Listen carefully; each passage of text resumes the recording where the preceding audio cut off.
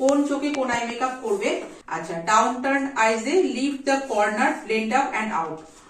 Down turn আইজে মানে কর্নারের দিকটা লিফট করবে আর যাতে খুব ভাবে ব্লেন্ড করবে যাতে উপরের দিকে লাগে।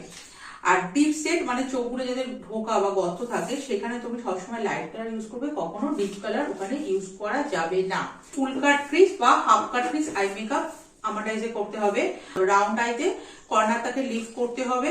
হুডেন আইতে সবসময় কি করবে, সফট হাফ কাট ক্রিজ বা স্মোকি, এই দুটোর মধ্যে যেকোনো করতে পারো। ডার্ক থেকে লাইট কালারে যাবে মানে আমরে এফেক্টটাতে লাগে। ডার্ক টু লাইট একটু সফট এর মধ্যে মনোলিট আই মেকআপে করতে হবে। আফটার আইজে তুমি যদি ফুল কাট ক্রিজ দিয়ে অনেক কালার দিয়ে প্লে করো খুব সুন্দর লাগবে। হোয়াইট শেডে সবসময় মানে চোখের যে আমাদের এই কর্নারের দূরত্বটা একটু বেশি থাকে, সেই জন্য এখানে সবসময় হেলো আই মেকআপ বা স্পটলাইট আই মেকআপ ভীষণ ভালো লাগবে, তো এটা করতে পারো। আর ক্লোজ শেড আইজে যেহেতু এই কর্নার দুটো আমাদের একটু এগিয়ে থাকে সেই জন্য এইখানে তোমার লাইট থেকে ডিপে যেতে হবে যাতে একটু দূরত্ব লাগে।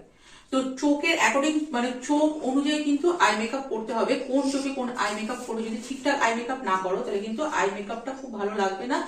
তো এর যদি এত কিছু মাথায় না আসে, একটা কথা মাথায় রাখবে যে ছোট চোখে সবসময় লাইট কালার ইউজ করবে আর বড় চোখে ডার্ক কালার ইউজ করবে। দেখো আই মেকআপটা কেমন হয়।